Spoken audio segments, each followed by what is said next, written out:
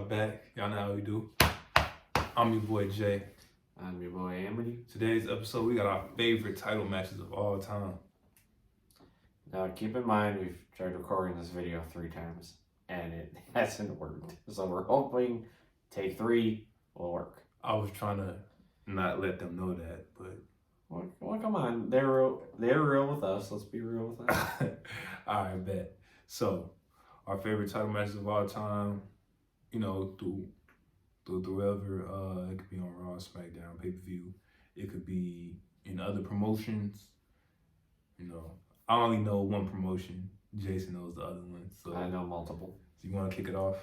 Yeah, and ironically I'm going to stay in one promotion for this one. I'm going with Elimination Chamber 2010. It had 6 superstars.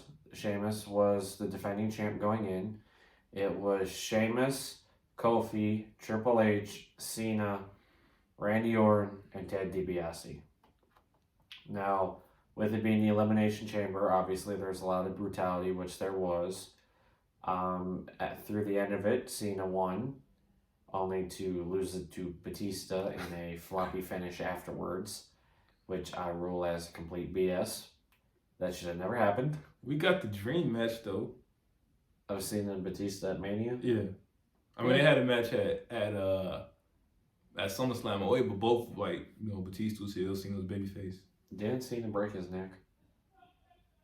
That was the one at SummerSlam. Yeah, I thought that was the one you were talking about. No, that was the first one. Then they had the match. Then they had the match at WrestleMania, 2010. 2026. Yeah.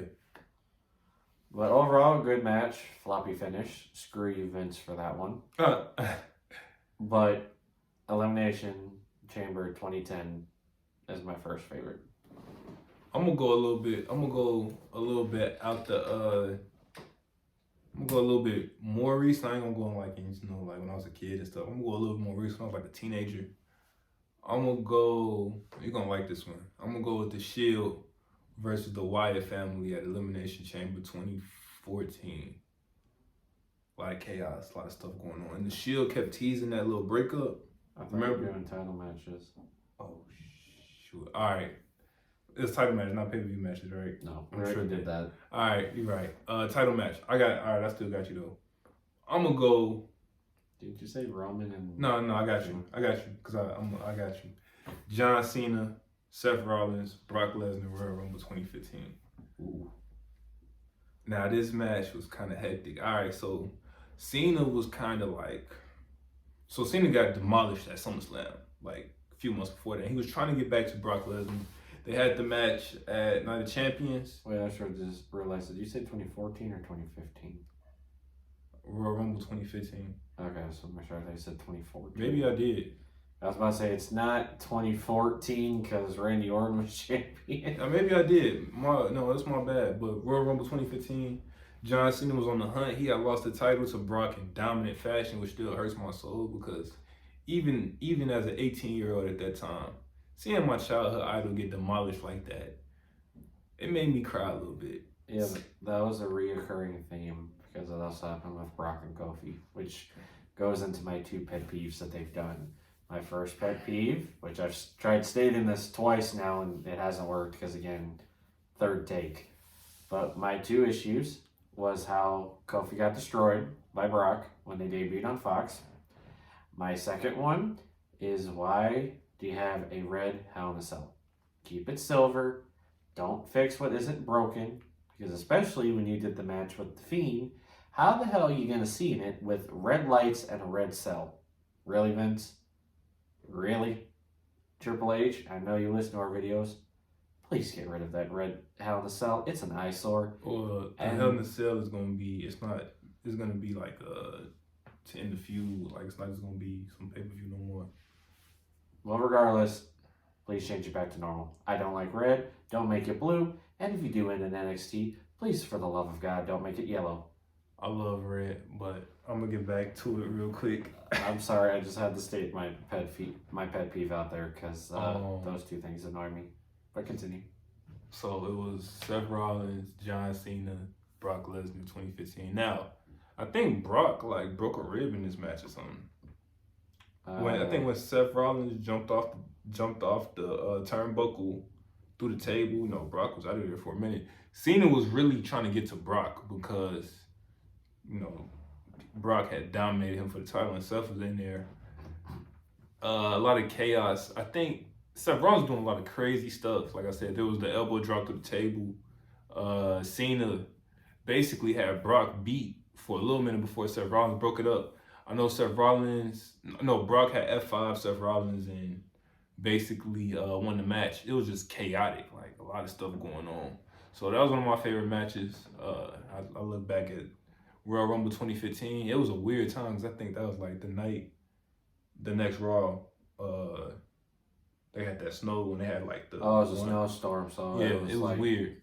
Didn't they have some of the matches from the night before on? Yeah, they showed the Royal Rumble from the night, and then they showed that match, the Brock Cena and Seth Rollins match. I think they also, if I'm not mistaken, I think they had like a little, like not press conference, but like a one-on-one meeting with, it was Brock and Brock and Roman. Yeah, Brock and Roman. Yeah, they had that. I think that was the one when they were grabbing for the title. Oh, maybe that might not have been it, but that was leading up to WrestleMania 31. Yeah. So that was one of my favorite matches. For my next one, again, surprisingly, with this one too, I'm staying in one bubble, and this is very, very, very recent. We talked about this match earlier off camera as one of the matches of the year. I'm going Crown Jewel 2022, Logan Paul and Roman Reigns. Oh, you give my boy Logan his flowers, huh? I'm going to give this man credit where credit's due. He is a good 3-match athlete. He's not better than other wrestlers that you decide to put down. I just say he's been better than some of these dudes who's been doing it for. I didn't name drop nobody. That's y'all that's thinking of stuff, and y'all know who he better than. So I don't need to really just. Bro, if you're watching this right now, you know exactly who he's talking about. And the fans know this as well. Chilling. But one thing with Logan Paul that stood out with me, first overall in his 3 matches, and then going back to the specific one, is for him being, kind of the multimedia superstar, on Instagram, TikTok, Snapchat, Twitter, made his energy water with KSI and all that. He really takes the craft of wrestling seriously. Yeah. And in the 3 matches, it shows. Like, don't get me wrong. Like, Bad Bunny had a good outing when he teamed with Damian Priest against Miz and Morrison. But just, for me, Logan Paul just shocked me in all of his matches. Like, when I remember I was at home watching WrestleMania 38 when he teamed with The Miz, and I'm seeing this guy hit moves. I'm thinking it must have taken this guy like months beforehand, like the dedication and training to do what he did. And then just especially with this one, like, we had done our prediction video and we're like, it could go one of 2 ways. Either Roman completely squashes him and it's just a 5-minute match, or Logan Paul gives him a run for his money. And he did, because I legitimately, and I've told him this, I legitimately was in my chair almost like, I'm like knocking my legs up and down. Like, I'm just like, oh my gosh, this could go so many ways. One lucky punch. Which he nailed. You caught him too. And like, Paul's just looking at me. He's like, oh my gosh, oh my gosh, oh my gosh. And it's just my thoughts and prayers go out to him with his possibly torn ACL, MCL, and his knee is just shot. It's gone. His knee's gone. It's gone as Vince McMahon's quads were at Royal Rumble. Yeah, it's out of there. Get well soon. Because you're a better wrestler than some people who's been doing this for a long time. So again, I know who he's targeting. But overall, it was a great match. I will automatically go back and watch it again. No doubt. In fact, I think I watched it back the next night. I think I literally watched it the next day. It's like that, though, yeah. I don't blame him. And like, to do what he did and all the moves that he hit, one of them, I think, from what I remember, when he flew on top of the Usos, I think by then his knee was already gone. Like, adrenaline pumping. It was like half the match he had no kneecap. Like, the man did all that and couldn't even walk out in the end. But like I said, most definitely, he's earned my respect. I've given him, as like he said, I've given him his flowers. and he's deserving. Whether or not he gets a future title shot down the line against Roman again or against whoever might be champion, Cody, we'll just have to see. But like I said, for my second match, Roman Reigns versus Logan Paul at Crown Jewel 2022. I like that one. That's a very good one. You know, he shocked the world with that. He's been shocking the world. A lot of wrestling fans, you got to give him his respect. You know, y'all don't want to get this man because he's a YouTuber and all this, but he's putting in work and he can cut a promo, he can wrestle, he can do a lot of stuff. You know, he got the build. Logan Paul's pretty cut up though, so I like that one. All right, I feel like this one is like these are all like modern so. I want to go in the vote a little bit. I'm gonna take it back. Little AJ down here. When I was getting in trouble for doing this, and I can't get in trouble for that no more. So I'm gonna go with John Cena versus Edge at Unforgiven 06. Oh, you took another one of mine. Oh man! For anyone who follows this channel, I've mentioned that match. That's like a match. Lot. That's like a match you admire. Exactly. Yeah, it's a damn good match. So I think there's maybe 3 videos at max that I probably mentioned this it's match. It's a good match. It's got his stuff. So I think. All right, so I'm gonna set it up. So there's Cena versus Edge. This is like Cena's. Oh, so basically it was Cena versus Edge. This is the last shot Cena had at Edge because if Cena lost, he would go to SmackDown. And I think Teddy Long was at the show and he was watching. Cause I think he literally had the contract. He probably did. And Teddy's like, "Come on, Cena lose, so you come to." I got Batista and Cena. Like, all right, that wouldn't have been fair though. Like, that would have been overloaded at that. Yeah, that wouldn't have been fair. Cena and Batista were the 2 biggest dudes in the company. Like, so Edge was the champion. Edge is actually the babyface in this match too. Because he's in his homeland. Cena was public enemy #1. Just like One Night Stand. And his own match. Yeah. So, they go in there. Cena's getting booed like crazy. Edge is the superhero, the man, There was a few spots. I remember Cena putting Edge in some STF in the ladder. And I think Edge passed out from that. I think so. And Cena had to wake him up or something. But the spot that I remember the most was the end when. Oh wait, there was another spot though, real quick before I get to the end. Yeah, there was a spot when Lita gets AA through the table. That was a good one too. But I'm talking about when Lita had hit Cena with the chair, and he was like and he pushed Edge through some tables. There was a lot of good spots. I think he landed awkwardly though. That match was crazy. If Edge's neck wasn't gone before that, I'd be legitimately shocked. That match in itself. You want to talk about Logan Paul's knee in the last match we talked about? I'm pretty sure Edge's neck was like Logan's knee by the end of this match. And then Cena, obviously, I still call it the FU because that's what I grew up with. Yeah. Get it, the FU to Edge, FU, AA, whatever you want to call it, through 2 tables. Off a ladder, through 2 tables. And then you saw Cena go down and look like. And you could just see in his face, like, I hope he cool though. Because he was like. And he grabbed the title. He's like, yeah, you're stuck with me. I'm not going. And it's just like, and I'm still here. Through 2 tables. He didn't just go through 1. He went through 2 tables. And then hit the ground. It's like, man. But that moment is so iconic, so legendary. Edge going through the 2 tables. It was just a crazy match. Like, man, I can't even, man. I mean, that's all I can say. It was wild. Edge even referenced it back in 2012 when Cena was supposed to face Brock at Sherman. It was just like, I want the John Cena who AA'd me through 2 tables off a ladder in my hometown of Toronto in my match, a TLC match. It was wild. Like, he was, that's how much it stuck with him that far down the line. It would have been, what, I think, 6 years later? I think that's when it was. 5, 6 years, 6 years. 6 years later, this man's still talking about it. It's legendary for sure, but... What match to do next? You know what? I've stayed in the WWE bubble for far too long. Here we go. Let's go. I'm going with a match that actually you respected and you liked too. I did show you this match. It was at Full Gear 2022. It was for the ROH, or Ring of Honor, to make it easier, world title, where it was the Ocho, Chris Jericho, defending against his own fellow JAS member, the Spanish God, Sammy Guevara. Small boy.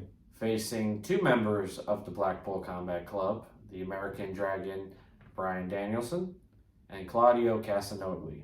Now, Chris walking in was champ. Danielson and Claudio were former champs. Sammy Guevara was the only one in this match that had never won the title previously. The ROH title. Yes. Okay. Any ROH title at that. So, for me, I had him in there, and he came close. There was a lot of spots. I know there's one spot I'm going to name that you didn't like at all. I believe it was Claudio was kicking Jericho in the face. He's just like, come on. Oh, that's why he's doing that? Yeah, just like, no, I don't like that. He don't like no cells. Yeah, oh yeah, that, no. But there were spots, there was one you liked where it was both Danielson and Claudio had, I think it was Jericho. Yeah, it was Jericho. And a submission hold. Yeah. And everything. They were going back and forth. And it wasn't they didn't have where it's oh, these two guys are helping out these two guys. Both members, both, I'm not going to say teams even though they were individuals, but two on each side were, in the same group. They went at it. Claudio and Danielson went at it, but they had respect for it. Sammy was kind of at that point getting fed up. He's like, look, I'm just not going to sit here and just be a puppet here and just let you get the win. He got fed up and they went at it.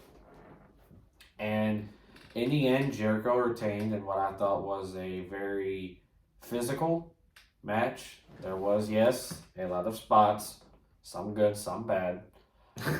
But overall, one of the best matches on the card for Full Gear. So that's another one of my selections. Full Gear 2022, Fatal 4-Way, Jericho, Guevara, Danielson, and Claudio. All right, there's a lot of matches. I like that one because that is a match I do respect, and it was a good match. I got another one, and plus you grew up with Jericho too. Yeah, so. I love Chris Jericho. So I'm gonna go with something. I like Chaos too, though. It ain't psychology is cool and all that, but when there's just straight chaos, I like that too. I'm gonna go with a match. I'm gonna go with the Shield versus Evolution from Payback 2014. Again, title match. Oh shit!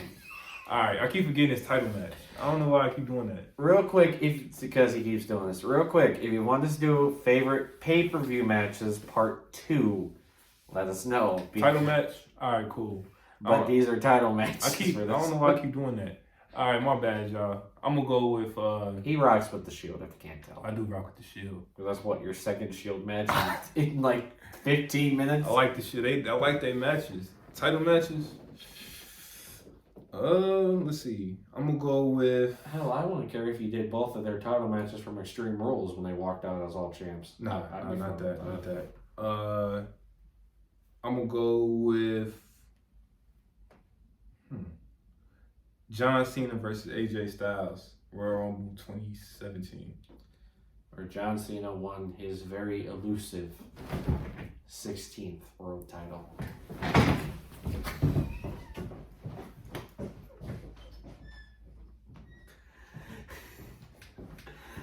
I so badly wanted having the video, it cut to the clip like a side by side of the last video you did and this one, where you just salute and run out.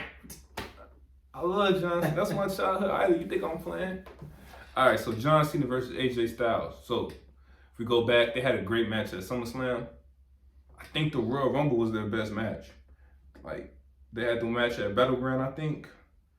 SummerSlam. No, Battleground was 6-man. It was the OC, as I'm gonna label them, versus Cena, Big Cass, and Enzo. Back when they had a match on the B-level show, though, didn't they? I don't think All right. so. But I do know. I think they had one. Didn't they have one at Money in the Bank? It's Money in the Bank. That's what it was. Okay, cool. I think it was Money in the Bank, SummerSlam. Royal I Rumble. think it dissolved itself out for a couple months, then went to Royal Rumble. Right. So. Because I think by then AJ got into a title feud already. Yeah. So that's what it was. Money in the Bank. So Cena, the whole thing, AJ Styles was champion. He was champion for at least like 6 months. He was on the road. I didn't expect AJ to be heel in WWE. I didn't expect him to be a good heel at that either. The whole story was like Cena is gonna be, Ric Flair and all this. The match was insane. Like, which I know Ric Flair even wanted him to tie and even beat his record. It was crazy. I do remember Cena hitting the super AA or the super off the top rope. Yeah, and he did not win with that. I'm like, dang, you got to hit AJ Styles with a truck or something to beat him? Like, what? So and then the one I remember was the end. So Cena, FU, AA, whatever you want to call it, Number 1. roll him back up. Another one. 2. And pinned him with That was 3. No, it was only 2. He did it once, rolled him over. I swore he did it 3 times. I thought it was once, rolled him over, twice, then rolled him over again. And I swear it was 2, but I say it was 3. Comment down below so I could be right. So comment down below to show that I was right. So that match was great, and I think Cena won the 16th title. Lost it a month later. Like 3 weeks later, but we're not gonna talk about that. I think it was 2 weeks later. Actually, it was tough. It was tough. It was a 14-day reign. That's what it was. Yeah, it was crazy. Yes. And then I think Charles Robinson was the ref, or Mike Yoda was the ref. I think it was Robinson. Okay, it was Charles Robinson. And, Cena won his 16th title, and it was a great moment because he had a great match with AJ Styles. And it was just great. 16-time world champion. And JBL was on commentary, he was like, John Cena's one tough son of a bitch. Like, he was just like, that's my guy. So rocking with them after they damn near tried killing each other. They had a good feud. Their matches weren't nothing though. Like, don't watch their matches, but watch their promos and stuff. But yeah, it's one of my favorite matches. Cena and AJ Styles really stole the show. Royal Rumble 2017. I'm gonna do one more match. I'm actually sticking to WWE for this one, and it actually does involve Cena, ironically. So I'm going. I believe this was 2000. Throw your hat. You gotta throw it away. It's too late now. I just worked 9.5 hours. I don't got much of an arm here. Right, I really don't. So it's going to be in 2008, WrestleMania 24. It was a triple threat match for the WWE title. The winner of the Royal Rumble was John Cena that year, coming back from his, I think it was his shoulder. Something right here. He pointed to it at the Royal Rumble. So it was Cena was the Rumble winner. Randy Orton was the champion going in. I'm trying to remember how Triple H got involved in it. He was somehow involved in the match. I forgot how he didn't win the Rumble, but I think he was feuding with Orton at the time already. Now, also keep in mind, I want to add this in because it's kind of important. For 3 weeks, they each had control over the individual matches. That was funny. Triple H, being the guy that he is, decides, I'm going to do John Cena and Randy Orton versus the entire Raw locker room. Just because why not? Literally, because why not? I think they got eliminated a quarter of them, and then they just started beating the hell out of them. And then Cerebral Assassin. It's all up here with Triple H. But I just had to edit in because that match was a squash match. But overall, a lot of good matches. I kind of want to pin towards one of the entrances real quick. John Cena with the college marching band. That was tough. Theme song, which ironically is kind of a recurring theme if we look at Bianca Belair from this last year. Same thing, and some other people. But overall, 3 guys who have had classic matches beforehand, both individually, all together, against just each other.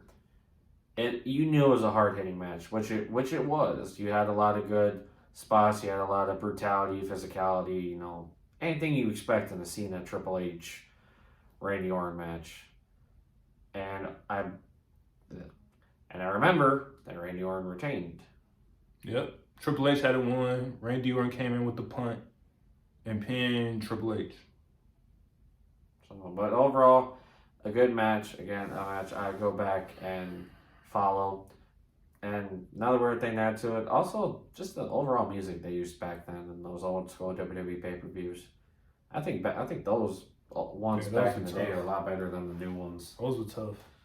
Like I remember when I heard that when they did the little poll, I'm like, man, this is classic WWE right here. Like, not to knock the songs they use now, but like I was like, man, that's classic WWE. That's early 2000s. Yeah, it was good. I got one more, or you? I got one more. But overall, WrestleMania 24, 2008, triple threat, good match. Now, if you excuse me, I'm gonna go get my hat. Yeah, you have fun with that. I'm gonna go with.